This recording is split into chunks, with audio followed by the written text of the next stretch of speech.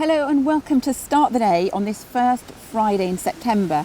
And you can probably see that we're not at home, and we're not in the fields above Southwell today. We're in fact in Nottingham, and I think you can see behind us we're on the banks of the River Trent.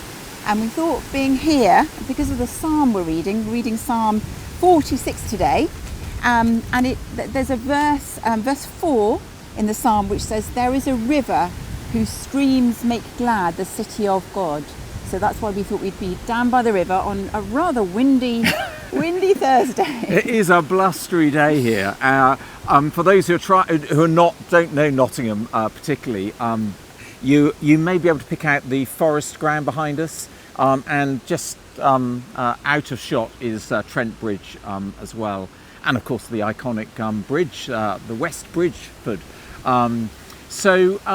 Thank you for joining us. And the image of a river, those who are part of the family of the diocese will know that's been a particularly important image for us in the refreshing of the diocesan vision, because it's a sort of picture, just as the river runs through the county and certainly runs through the city. We're really praying at this time in the life and story of the ministry of churches all across the diocese, that the river of God's living presence, his living hope in Jesus, will continue to flow and will be poured out upon us, that blessing of God's presence into the city and across the towns and villages of Nottinghamshire and beyond. That's our prayer, that's our vision.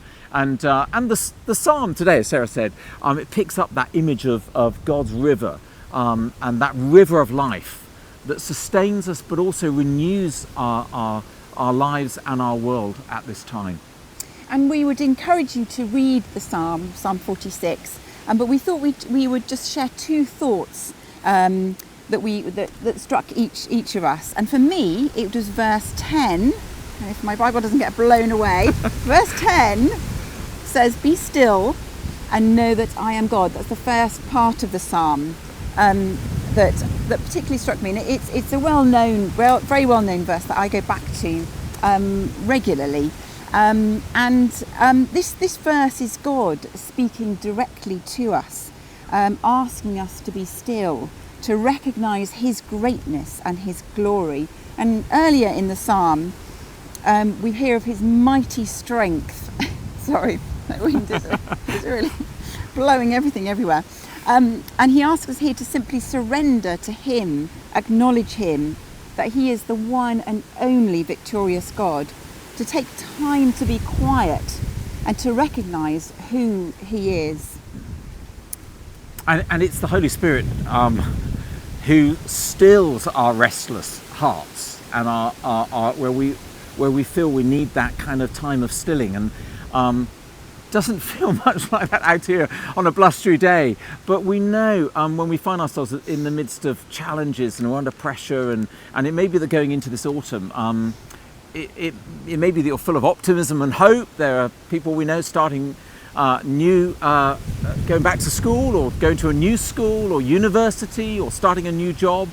For many of our churches, programs and activities are starting up again. They sort of move up a gear after a quieter pace through the summer, and yet in the midst of all that activity, and sometimes the pressure that comes with that, to know the Spirit of God just stilling our hearts, but also reminding us that God is with us. And that was my verse that I was struck by in the psalm, in the opening verse, where it says, "God is our refuge and strength, an ever-present help in trouble." And I just find that phrase, an ever-present help, just reminding us that God is always present.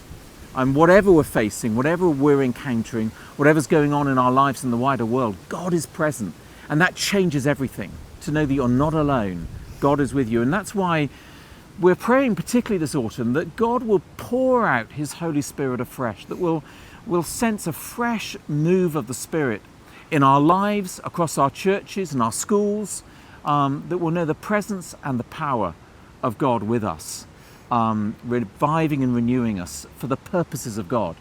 And sometimes that begins as we still ourselves, as Sarah was saying, before God. So whatever this autumn holds for you, and however you're feeling about these days and weeks ahead, may you know God's blessing and his peace with you, his hope flowing into our lives afresh in the days to come.